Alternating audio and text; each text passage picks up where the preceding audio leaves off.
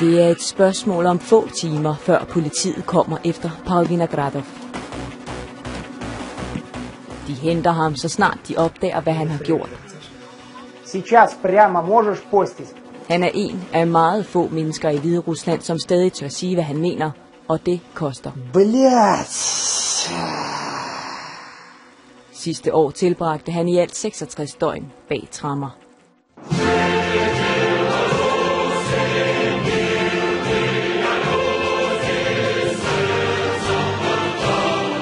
En flot facade har Hviderusland, har fint og rent, og fredsvagterne på sejrspladsen her har vundet æren ved at være klassens bedste elever. Minsk ligger lige så tæt på København som Paris, men de 700 km sydøst er som at rejse tilbage i tiden.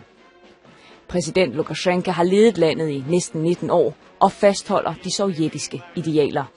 Pomp, pragt og planøkonomi, kombineret med en overdimensioneret sikkerhedstjeneste og svindlede valg, sådan bliver han ved med at sidde på magten.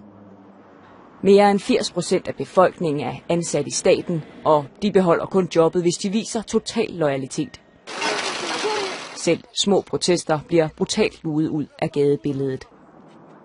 Tusindvis af hvide russere søger en tryggere tilværelse i udlandet, men nogle få aktivister holder ud. Pavel planlægger en aktion i morgen, og tør ikke snakke om den over telefonen eller hjemme i hans lejlighed, da han siger, at KGB lytter med begge steder. Så vi sætter os i en park i nærheden. Мне не нравится диктатор Лукашенко, поэтому я стараюсь всеми возможными для себя способами это делать. Ну, если за это придется садиться в тюрьму, ну что делать? Будем садиться. Det er ikke ualmindeligt for almindelige mennesker i Hviderusland at ende i fængsel. Over de seneste år er tusinder blevet smidt bag tremmer for at stå, gå, klappe, fotografere eller bare passere det forkerte sted på det forkerte tidspunkt. Og stort set alle forstår beskeden.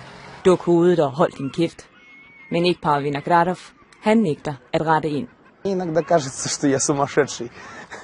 Ну вот такой вот я больной. Меня хлебом не корми, дай посражаться за чужие права, за чужую свободу. Der er intet voldeligt eller ødelæggende ved det, de planlægger, men for myndighederne er der ikke noget, der hedder en uskyldig demonstration. I sommeren 2011 gik hviderussere på gaden for at protestere over landets håbløse økonomi. Det gjorde de ved at klappe ironisk af deres præsident. Det var alt, hvad de gjorde. Klappede. Og sådan her var reaktionen.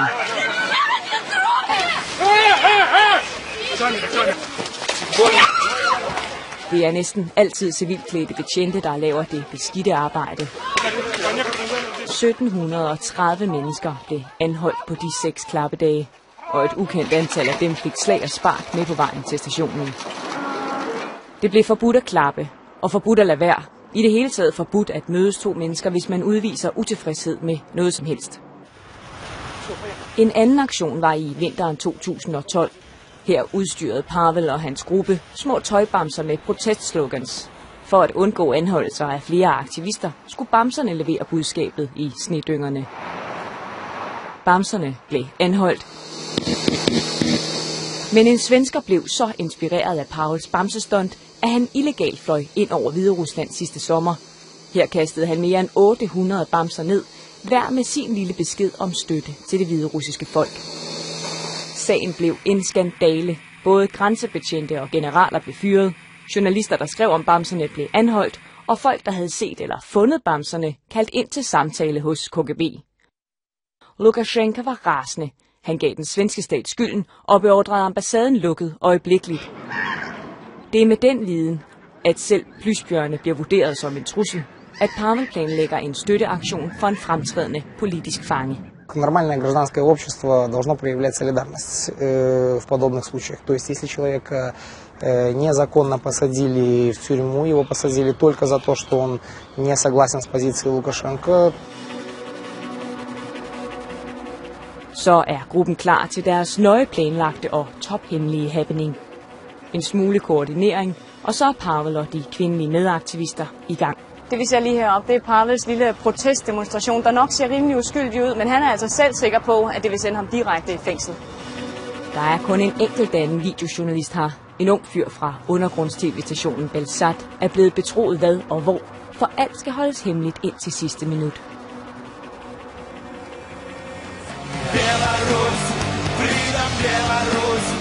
Den lille højtaler spiller en sang, der for længst er blevet forbudt i hviderussisk radio.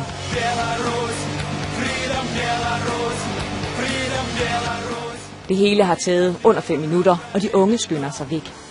Vi filmer et par minutter mere, inden vores tolk siger, at det er for farligt at blive længere. Hjemme hos Pavel tjekker han og hans hustru Svetlana, om aktionen er kommet online. Да, звонил. Относительно свободно. Отмены новость можешь запостить? Når det ligger der, og politiet kan se det, er det kun et spørgsmål om tid, før betjente henter ham. Han har en vis rutine og går i gang med at pakke. Ну так вот, значит, вот это мой походная моя сумка, с которой я езжу в тюрьму. Очень удобная. Han kender reglerne, eller rettere, hvordan styret tolker dem. Пикетирования там не было, на самом деле, это не... Я не делал ничего такого, что подпадает под эту статью, но как бы такое тоже часто бывает, что судят людей по этой статье. Туалетная бумага.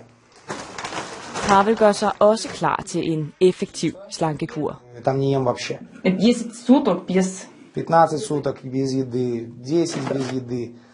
Нормально. Hviderussiske fængsler er berygtede, og ikke kun for uspiselig mad.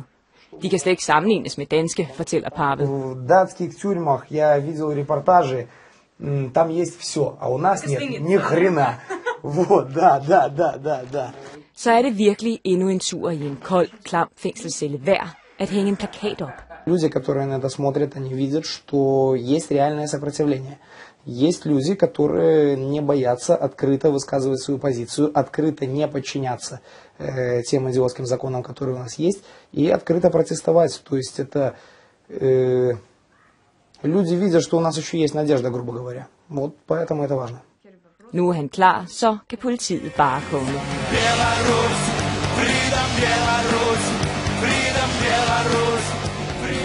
Når hviderussere sådan helt åbenlyst viser, at de er utilfredse med måden tingene kører på her i landet, så er det ikke kun dem selv, men også deres familier, som risikerer at blive overvåget og måske ovenikøbet straffet for det. Pavels far, Yuri Vinogradov, bor i en mindre by 100 km fra Minsk. Herude er man langt fra storbyens storpolitik, men KGB-folk er altid i nærheden. Yuri blev sidst ringet op af dem sidste år, da han skiftede job. Не знаю, что они хотели узнать. Просто поинтересовались, почему я уволился. Han ved, at de holder øje med ham, fordi han er Pavels far, men så igen, de holder jo øje med alle. Еще хуже стало. То есть все боятся, насколько везде страх, везде какой-то кто-то. Начались, тоже напомнило мне застойные времена, когда разговоры только велись на кухнях там между собой что-то. Все были недовольны, но так выразить свое недовольство никто, все боятся.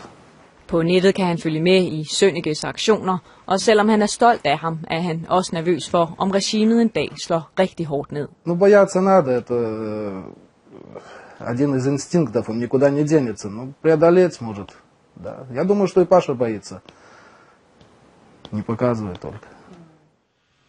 Mens vi besøger Yuri ude på landet, er Pavel blevet anholdt, og næste morgen bliver han stillet for en dommer, og der er en kort proces. Очень быстро суд прошел, я понимаю, что, видно, все заготовлено было, то есть там как бы решение уже было, решение было наверняка заранее уже готово. 12 døgn blev straffen for at have rullet en plakat med en politisk fange ud for Pavel, der nu bliver kørt til et fængsel her i det centrale Minsk. Он отлично себя чувствует, впрочем, как и всегда. Он веселый, с ним ничего не случилось, все нормально, условия были неплохие, с ним нормально обращались. Grunden til, at Pavel får 12 dages fængsel, er sandsynligvis manden på plakaten. Nikolaj Statkevich stillede op til præsidentvalget i 2010 mod Lukashenko. Det skulle han ikke have gjort. Lidt uden for centrum bor Statkevichs hustru Marina Adamovich. Hun har set sin mand 4 gange siden den 19. december 2010. Det var den aften, hvor 10.000 vis af hviderussere gik på gaden for at protestere mod den valgsvindel, der endnu en gang sikrede Lukashenko præsidentposten. Den nat blev 700 hviderussere arresteret og tævet af politi og specialstyrker. Blandt dem var de fleste af præsidentkandidaterne, også Nikolaj Statkevich. Почтам Тамашина была заблокирована, в ней были выбиты стекла, из нее был выброшен водитель, хозяин, очевидно, этой машины. Туда сели вот эти господа. Da hendes mand blev kørt til en almindelig detention, tænkte hun, at det nok ikke var så slemt. Холод, думаю, вообще. Ну, то есть, как бы, ну, не страшно. То есть, после всего этого ужаса везут на окресте, ну, значит, наверное, сутки. То есть, там 15 суток, ну, и как бы, и ничего. De 3 mest fremtrædende blev idømt 5, 5,5 og 6 års fængsel for kupforsøg. De 2 andre knækkede under fængselsopholdet og bad præsidenten om benådning. Men Statkevich er gammel militærmand. Han bøjer sig ikke. Активные молодежи, они называют Николая Статкевича Iron Man, железный человек. Вот поэтому, наверное, и выбрали. Men selv en jernmand er lavet af kød og blod, og styret gør sit bedste for at nedbryde den 56-årige mand. Da han nægtede at bede om benådning, flyttede de ham over i en straffecelle. В январе месяце при минус 15, минус 20 градусах он сразу же с этапа попал в карцер. Причем там не было окна даже, то есть там была просто какая-то деревянная дверка, заглушка. Там, конечно, было очень холодно. Это был, вот когда он вышел из карцера, это был единственный раз, когда advokat сказал, что он так был приторможен. То есть он на себя не очень påhås, то есть он очень просто замерз там, естественно. Den systematiske indespærring af politiske modstandere har fået EU til at indføre sanktioner. Omkring 250 hviderussiske politikere, forretningsfolk og bureaukrater må ikke længere rejse ind i EU. Men for Marina Adamovich er det bare papirsanktioner. Экономических санкций еще пока не было. Еще ни разу их никто не пробовал. Если вот эти вот косметические вот эти вот санкции называть, ну, вы мне простите. Может, надо попробовать один раз. Men alvorlige økonomiske sanktioner bliver der nok næppe noget af. EU er splittet, for selvom der er svære problemer med menneskerettigheder, så har flere lande for store økonomiske interesser i Hviderusland til at gå med til at stramme sanktionsskruerne. Og uanset hvad EU beslutter sig for, så holder Rusland sikkerhedsnettet under Lukasjenko. Moskva giver milliardlån, når Europa smækker kassen i. Og lån er der brug for Hvideruslands planøkonomi hænger slet ikke sammen. Den eneste grund til, at landet ikke for længst er gået bankerot, er billig russisk råolie, som bliver forarbejdet på hviderussiske raffinaderier og solgt videre på det europæiske marked. Det politiske spil lader hviderusserne forstå, at det ikke bliver EU, der redder dem, men at kampen mod diktaturet starter indefra med kampen mod frygten. Из этого, к сожалению, в этой стране страх очень быстро распространяется. То есть пока есть люди, которые способны показать, что не бойтесь, или делайте как я, или вот я не боюсь, это дает надежду. Николай всегда так себя вел. Det er dag 2 i Pavels afsoning, og Svetlana tager ud med pakker til ham. Добрый день, передачу в ЦИП можно передать? Ну, сегодня у Паши день рождения, ему 25 лет. День, конечно, особенный, но, к сожалению, я не имею возможности сделать ему какой-то подарок, вот кроме книги, потому что ничего не принимают. Ну, я купила книгу, которую он хотел. Imens Pavel fejrer sin fødselsdag, forsøger den etablerede opposition at forberede en demonstration. Den ligger på datoen for Tjernobyl-katastrofen, som nok skete i Ukraine, men sendte mere radioaktiv forurening ud over Hviderusland end noget andet sted. Люди помнят еще Чернобыльскую трагедию и не хотят ее повторения. Plakater og bannere afslører ikke, at protestmarchen handler om andet end modstand mod atomkraft. У нас только два мероприятия в году, когда мы можем высказать свое мнение. И поэтому мы высказываем не только по экологической тематике, мы, в общем-то, социальные вопросы поднимаем и политические, потому что высказываться есть о чем, а возможности нету. Præsident Lukasjenko har besluttet at lade russerne bygge et atomkraftværk mindre end 50 km fra grænsen til EU. Byggeriet er godt i gang, og efter planen skal det starte op i 2017. Тем более знают, как у нас это все строится, и просто люди боятся. Men er folk mest bange for systemet eller for det kommende atomkraftværk? Ну, наши люди на самом деле очень сильно запуганы, и этой системы практически все боятся. Не бояться ее невозможно. И боятся высказывать свое мнение. Ungdomspolitikeren forsøger at holde modet oppe og håber på, at folket en dag tør stå sammen. Слушать ложь по телевидению и И молчать, говорить о проблемах политических на кухне, в интернете, но не показывать это публично. Нужно не стесняться, нужно выходить на улицу. Lukasjenko blev valgt som præsident på ganske demokratisk vis i 1994, og en af de første ting, han gjorde, var at ændre forfatningen. Først flyttede han magt fra parlamentet over til præsidenten, og siden fjernede han reglen om, at en præsident kun kan sidde i 2 perioder. Når han taler til pøblen, er det med sig selv i tredje person. Den yngste søn Nikolaj bliver slæbt med overalt, og Lukasjenko har kaldt ham en oplagt arving til præsidentposten. I flere omgange har vi forsøgt at få et interview med det officielle Hvide Rusland, men ingen har ville stille op og fortælle, hvad styret selv synes om, at præsidenten bliver kaldt for Europas sidste diktator. Der går oven i købet kun få sekunder efter, at kameraet er stillet op i nærheden af præsidentens administrationsbygning, før betjente beder os om at gå.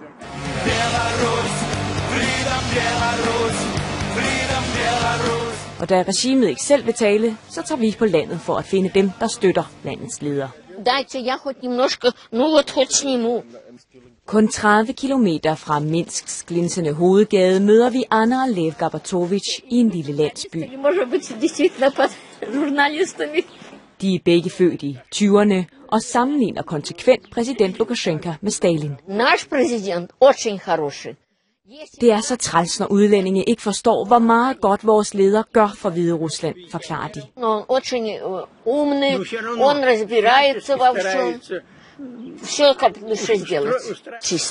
Landsbyfolk som Anna og Lev får udelukkende deres information fra statsmedierne, og det efterlader en ganske anden opfattelse af nationen og dens tilstand. А вы посмотрите, поедете вы на Украину, поедете в Россию, там, так сюда приезжает Украина к нам на заработки, все приезжают у колхоза поработать, доярками. А там ничего нет. А у нас так они приедут, так у вас, ой, тут рай, а не жизни. Да, по сравнению с Россией. По сравнению как вообще. Совсем другое. Forsigtigt spørger vores tolk, hvad de tænker om, at præsidentkandidater blev fængslet efter valget, og at der stadig er politiske fanger. Да неправда.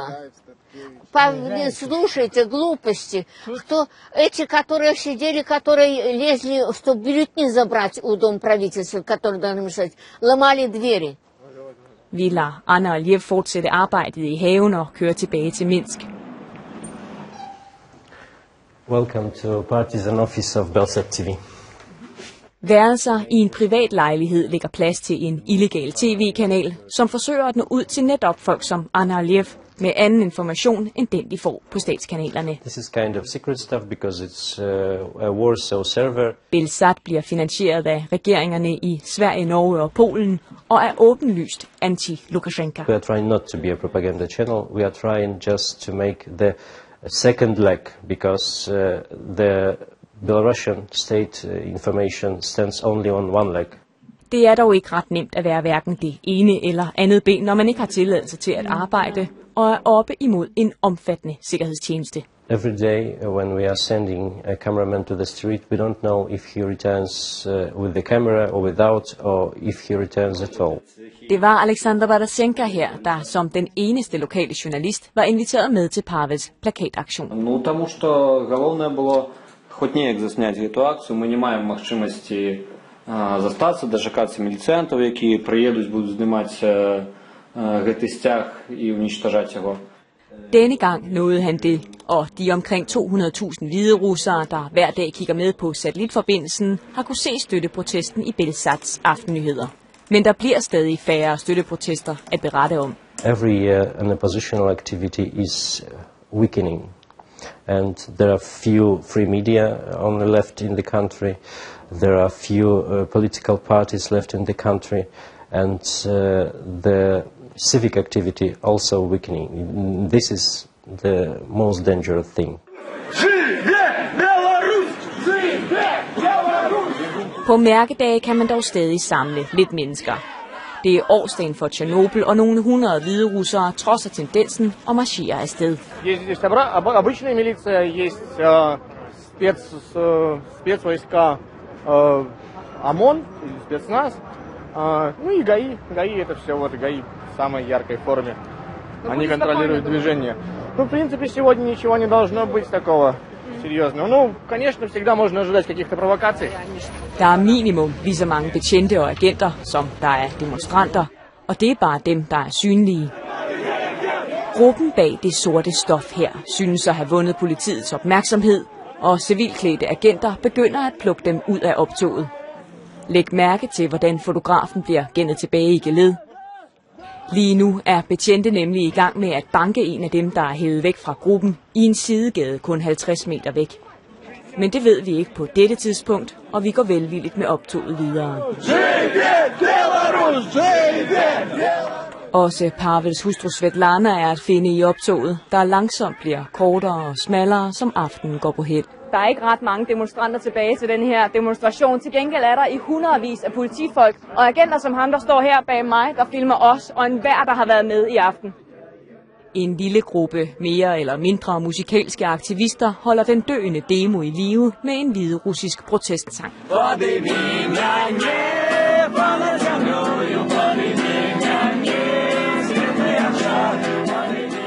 Mens deltagerne i dagens protest begynder at drysse hjemad, kommer de første meldinger om anholdelser.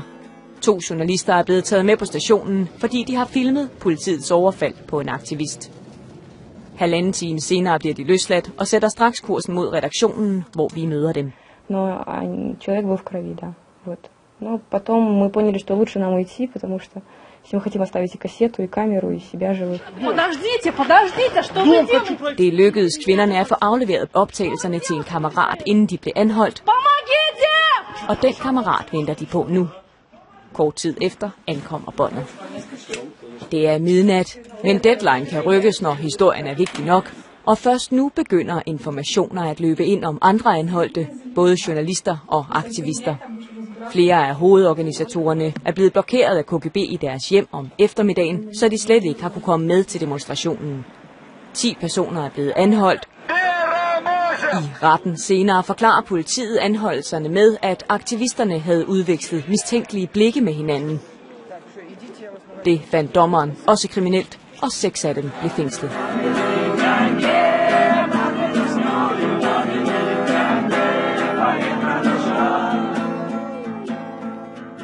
Mens nye aktivister tager plads i Minsks fængsler, så er Pavels 12 dage gået, og han kan træde ud i friheden til kram og skulderklap.